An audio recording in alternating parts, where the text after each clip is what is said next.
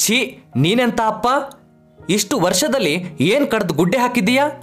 ನೆಟ್ಟಗೊಂದು ಸ್ವಂತ ಮನೆ ಇಲ್ಲ, ಬಾಯಿಗೆ ರುಚಿ ಅನಿಸಿದ್ದು ತಿನ್ನುವ ಯೋಗ ಇಲ್ಲ, ಗೆಳತಿಯರ ಹಾಗೆ ದಿನಕ್ಕೊಂದು ಉಡುಗೆ ತೊಡುವ ಭಾಗ್ಯ ಅಂತೂ ಇಲ್ಲೇ ಇಲ್ಲ, ಓಡಾಡೋಕೆ ಒಂದು ಸ್ಕೂಟಿ ಇಲ್ಲ.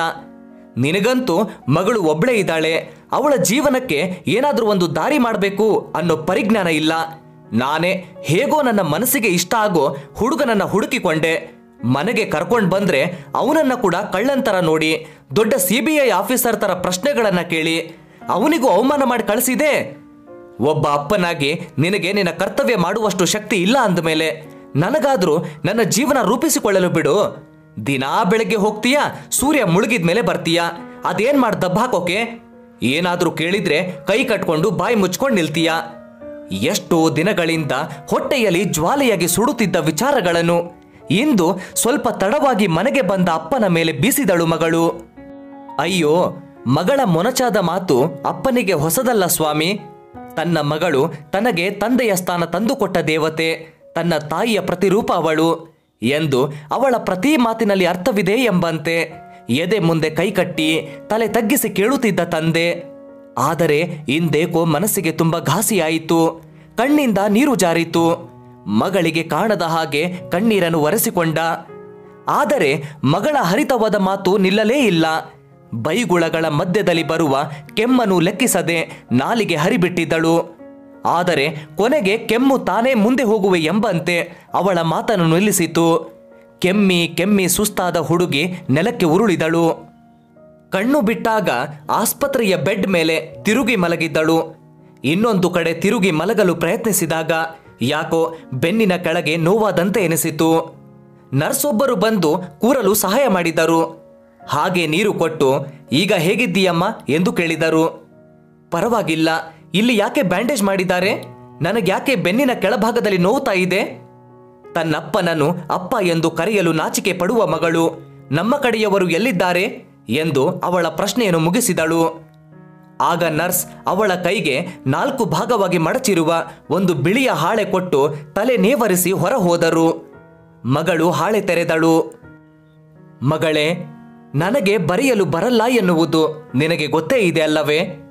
ಇಲ್ಲಿ ಒಬ್ಬ ನರ್ಸ್ ಸಹಾಯದಿಂದ ನನ್ನ ಮೊದಲ ಹಾಗೂ ಕೊನೆಯ ಪತ್ರ ಬರೆದಿದ್ದೇನೆ. ಮಕ್ಕಳಾದರೆ ಸಾಯುತ್ತೇನೆ ಎಂದು ತಿಳಿದಿದ್ದರು. ಮದುವೆಯಾಗಿ 12 ವರ್ಷಗಳ ನಂತರ ಹಠ ಮಾಡಿ ನಿನ್ನಮ್ಮ ನಿನಗೆ ಜನ್ಮ ಕೊಟ್ಟು ಕಣ್ಮುಚ್ಚಿದಳು. ನನ್ನ ಜೀವಕ್ಕೆ ಜೀವವಾದ ನನ್ನ ಅರ್ಧಾಂಗಿಣಿ ನನ್ನನ್ನು ಅಗಲಿದ್ದಾಳೆ ಎಂದು ದುಃಖಿಸಲೇ? ಇಲ್ಲ, ಹೊಸ ಜಗತ್ತನ್ನು ಅಚ್ಚರಿ ಎಂಬಂತೆ ಕಾಣುತ್ತಿದ್ದ ಏನೂ ಅರಿಯದ ಆ ಪುಟ್ಟ ಕಂಗಳ ಕಂದಮ್ಮನ ಆಗಮನಕ್ಕೆ ಸಂತೋಷ ಪಡಲೆ? ನಾನು ತಲೆ ಮೇಲೆ ಕೈ ಹೊತ್ತು ಕೂತಿದ್ದೆ. ನನ್ನ ಗುಡಿಸಲಿಗೆ ಪುಟ್ಟ ದೇವತೆಯಾದ ನೀನು ಅಂದಿನ ನಿನ್ನ ನಗು ಅಳು ಆಭರಣವನ್ನು ಹೊತ್ತು ಬಂದೆ. ಅಪ್ಪ ಎಂದು ನೀನು ನನ್ನನ್ನು ಸಂಬೋಧಿಸಿದಾಗ ಕುಣಿದು ಕುಪ್ಪಳಿಸಬೇಕು ಎಂಬ ಹಬ್ಬವನ್ನುಂಟು ಮಾಡಿತು ಆ ಕ್ಷಣ. ನಿನಗೆ ಊಟ ಮಾಡಿಸುವಾಗ ನೀನು ತಟ್ಟೆಗೆ ಕೈ ಹಾಕಿ ನನಗೆ ಊಟ ಮಾಡಿಸುತ್ತಿದ್ದೆ. ಆ ಪುಟ್ಟ ಕೈಯಲ್ಲಿ ಬಂದ 2 ಅನ್ನದ ಕಾಳು ನನ್ನ ಹೊಟ್ಟೆ ತುಂಬಿಸುತ್ತಿತ್ತು. ನನ್ನ ಮನೆಯ ಭಾಗ್ಯಲಕ್ಷ್ಮಿ ನೀನು. ನಿನ್ನನ್ನು ರಾಣಿಯಂತೆ ನೋಡಿಕೊಳ್ಳಬೇಕು ಎಂದು ತುಂಬಾ ಕನಸು ಕಂಡಿದ್ದೆ. ಆದರೆ ಹಾಳಾದ ನನ್ನ ಕೆಲಸದಲ್ಲಿ ಆದಾಯ ಸಿಗಲೇ ಇಲ್ಲ. ಬಡತನದಲ್ಲಿ ಬೆಳೆಸುವಂತಾಯಿತು. ಮೊದಲೆಲ್ಲ ಅಪ್ಪ ಅಪ್ಪ ಎಂದು ನನ್ನ ಹಿಂದೆ ಮುಂದೆ ಇರುತ್ತಿದ್ದೆ ನೀನು. ಅದೇಕೋ ಬೆಳೀತಾ ಬೆಳೀತಾ ನನ್ನನ್ನು ಮಾತನಾಡಿಸಲು ಹಿಂಜರಿಯುತ್ತಿದ್ದೆ. ನನ್ನ ದಿನಚರಿ, ಮಾತು, ನಗು ಯಾವುದು ನಿನಗೆ ಸರಿ ಕಾಣಿಸುತ್ತಿರಲಿಲ್ಲ. ಹಾ, ನಿನ್ನೆ ನೀನು ಕೇಳಿದೆಯಲ್ಲ, ಏನು ಕಡಿದು ಗುಡ್ಡೆ ಹಾಕಿದೀಯಾ ಎಂದು. ನನ್ನನ್ನು ಕ್ಷಮಿಸಿಬಿಡು ಕಂದ. ಅಂತಹ ದೊಡ್ಡ ಸಾಧನೆ ನನ್ನಿಂದ ಆಗಲಿಲ್ಲ. ಮೊದಲೆಲ್ಲ ಶಕ್ತಿ ಇತ್ತು, ಆದರೆ ಮಾಡಲು ಹೋಗೋಕೆ ನೀನಿನ್ನೂ ಚಿಕ್ಕವಳು. ಒಬ್ಬಳನೆ ಬಿಟ್ಟು ಹೇಗೆ ಹೋಗಲಿ? ಅದಕ್ಕೆ ನಿನ್ನ ಕಣ್ಣ ಮುಂದೆ ಇದ್ದು ಸಣ್ಣ ಪುಟ್ಟ ಕೆಲಸ ಮಾಡಿಕೊಂಡು ಹಾಗೆ ಜೀವನ ಸಾಗಿಸಿಬಿಟ್ಟೆ. ಮತ್ತೆ ಮತ್ತೆ ಸ್ವಂತ ಮನೆ ಇಲ್ಲ ಎಂದೆಯಲ್ಲ, ಬೇಸರ ಪಟ್ಟುಕೊಳ್ಳಬೇಡ. ನನಗೆ ಇದ್ದ ಸ್ವಂತ ಮನೆಯನ್ನು ನಿನ್ನ ಓದಿಗಾಗಿ ಅಡ ಇಟ್ಟಿದ್ದೆ. ಸರಿಯಾದ ಸಮಯಕ್ಕೆ ಬಡ್ಡಿ ತುಂಬದೆ ಮನೆ ಕೈ ತಪ್ಪಿ ಹೋಯಿತು ಕಂದ. ಆದರೆ ಮಗಳೇ, ದಯವಿಟ್ಟು ಹೊಟ್ಟೆ ಬಟ್ಟೆಗೆ ಕಡಿಮೆ ಮಾಡಿದ್ದೀನಿ ಅಂತ ಮಾತ್ರ ಹೇಳಬೇಡ ತಾಯಿ. ನನ್ನ ಶಕ್ತಿ ಮೀರಿ ನೀನು ಬೇಕೆಂದಾಗ ಬಟ್ಟೆ, ಪುಸ್ತಕ, ತಿಂಡಿ ಸಾಮಗ್ರಿಗಳನ್ನು ತಂದು ಕೊಟ್ಟಿದ್ದೀನಿ. ಹೌದು, 1-2 ದಿನ ತಡವಾಗಿ ತಂದು ಕೊಟ್ಟಿರಬಹುದು. ಆದರೆ ನಿನ್ನನ್ನು 1 ದಿನ ಸಹ ಉಪವಾಸ ಮಲಗಲು ಬಿಡಲಿಲ್ಲ. ನಿನಗೆ ತಿರುಗಾಡಲು ಗಾಡಿ ತಂದು ಕೊಡಲು ಆಗಲಿಲ್ಲ. ನನ್ನ ದೌರ್ಭಾಗ್ಯಕ್ಕೆ ಕಾಲು ನಡಿಗೆ ನನಗೆ ಅಭ್ಯಾಸವಾಗಿ ಹೋಯಿತು. ನನ್ನ ಆದಾಯ ನನ್ನ ಮಗಳಿಗೆ ತಿಳಿದೇ ಇದೆ. ಹಾಗಾಗಿ ನೀನೂ ಸಹ ಕಾಲು ನಡಿಗೆ ಅಭ್ಯಾಸ ಮಾಡಿಕೊಳ್ಳುತ್ತೀಯ ಎಂದುಕೊಂಡಿದ್ದೆ. ಹೌದು, ಇದೇ ತಪ್ಪಾಗಿದೆ. ಕ್ಷಮಿಸು ಮಗಳೇ. ನನ್ನ ಮಗಳಿಗೆ ಒಂದು ಶಾಶ್ವತವಾದ ನೆಲೆ ಬೇಕು ಅಂತಾನೆ ಅಲ್ವೇ ನಾನು ಜೀವ ಸವಿಯುವವರೆಗೂ ದುಡಿಯುತ್ತಿರುವುದು? ಅಂತಹದರಲ್ಲಿ ಬೆಳೆದು ನಿಂತ ಮಗಳನ್ನು ಮರೆಯುತ್ತೇನೆಯೇ? ಅಂತಹ ಅವಿವೇಕಿ ಅಲ್ಲ ಕಣಮ್ಮ ನಿನ್ನಪ್ಪ. ಬೆಟ್ಟದಷ್ಟು ಆಸೆ ಕನಸು ನನಗೂ ಇದೆ. ಆದರೆ ಅದನ್ನು ನಿನ್ನ ಮುಂದೆ ತೋರಿಸಿಕೊಳ್ಳಲು ಅಶಕ್ತನಾದೆ. ನೀನು ಅವನನ್ನು ಮದುವೆಯಾಗುತ್ತೇನೆ ಎಂದು ನನ್ನ ಮುಂದೆ ನಿಲ್ಲಿಸಿದಾಗ ಮೊದಲಿಗೆ ನನ್ನ ಮಗಳು ತನ್ನ ವರನನ್ನು ತಾನೇ ಆರಿಸಿಕೊಳ್ಳುವಷ್ಟು ದೊಡ್ಡವಳಾಗಿದ್ದಾಳೆ ಎಂದು ಹೆಮ್ಮೆ ಪಟ್ಟೆ. ಆದರೆ ಅವನಲ್ಲಿ ಅನುಮಾನ ಪಡುವ ಉದ್ದೇಶ ನನಗಿರಲಿಲ್ಲ ಕಂದ. ನನಗಂತೂ ನಿನ್ನನ್ನು ರಾಣಿಯಂತೆ ನೋಡಿಕೊಳ್ಳಬೇಕು ಎಂಬ ಕನಸು ಕನಸಾಗೇ ಉಳಿಯಿತು. ಈಗ ಇವನಾದರೂ ನಿನ್ನನ್ನು ರಾಣಿಯಂತೆ ನೋಡಿಕೊಳ್ಳಬಹುದೇ ಎಂದು ಪರೀಕ್ಷಿಸಿದೆ. ಹೆಣ್ಣು ಹೆತ್ತ ತಂದೆ ಕಣಮ್ಮ, ನನಗೆ ನನ್ನ ಕರ್ತವ್ಯ ಮರೆಯುತ್ತೀನಾ? ಎಂತಹ ಮಾತಾಡಿದೆ ಕಂದ ನೀನು. ಹೌದು, ಸೂರ್ಯ ಹುಟ್ಟೋಕ್ಕಿಂತ ಮೊದಲೇ ಹೊರಡುತ್ತಿದ್ದೆ, ಮುಳುಗಿದ ನಂತರ ಬರುತ್ತಿದ್ದೆ. ಹೊಟ್ಟೆಪಾಡಿಗೆ ಏನಾದರೂ ಮಾಡಬೇಕಲ್ಲಮ್ಮ. ಅದರಿಂದ ತಾನೇ ನಿನಗೆ ನನಗೆ ಊಟ ತಿಂಡಿ ಎಲ್ಲ. ಅದನ್ನು ಹೇಗೆ ಮರೆತೆ? ಕ್ಷಮೆ ಇರಲಿ ಮಗಳೇ. ನಿನಗೆ ರಾಜವೈಭೋಗ ಕೊಡಲು ನನ್ನಿಂದಾಗಲಿಲ್ಲ. 2 ವರ್ಷದ ಹಿಂದೆ ನಿನಗೆ ಕಾಣಿಸಿಕೊಂಡ ಹೊಟ್ಟೆ ನೋವಿನ ಪರಿಯಾಗಿ ನಿನ್ನ ಎಡಭಾಗದ ಕಿಡ್ನಿ ತೆಗೆಯಬೇಕಾಯಿತು. ನಿನ್ನ ದೇಹದಲ್ಲಿ ಒಂದು ಭಾಗ ತೆಗೆದು ನನ್ನಲ್ಲಿ ಇದ್ದು ಪೂರ್ಣ ಎನಿಸಿಕೊಳ್ಳುವುದರಲ್ಲಿ ಅರ್ಥ ಏನಿದೆ? ಆದ್ದರಿಂದ ಒಂದು ಕಿಡ್ನಿ ನಿನಗೆ ಹಾಕಿಸಿ ನನ್ನ ರಾಜಕುಮಾರಿಯನ್ನು ಆರೋಗ್ಯರನ್ನಾಗಿಸಿದೆ. ಆ ಹೆಮ್ಮೆ ನನಗೆ ಇದೆ. ಅಪ್ಪನಾಗಿ ನನಗೆ ಇದಕ್ಕಿಂತ ದೊಡ್ಡ ಸಾಧನೆ ಇನ್ನೊಂದಿಲ್ಲ ಕಂದ. ಆದರೆ ಈ ಅಪ್ಪ ನಿನ್ನ ಜೊತೆ ಕೊನೆಯವರೆಗೂ ಇರಲು ಸಾಧ್ಯ ಇಲ್ಲ ಮಗಳೇ. ಈ ಅಪ್ಪನ ಮತ್ತೊಂದು ಕಿಡ್ನಿ ಈಗಾಗಲೇ ಕೆಟ್ಟು ಹೋಗಿದೆ. ಹಾಳಾದ ಆ ರೋಗ, ಈ ರೋಗದಿಂದ ವೈದ್ಯರು ಆಪರೇಷನ್ ನಂತರ ನಾನು ಬದುಕುವುದು ಅನುಮಾನ ಎಂದರು.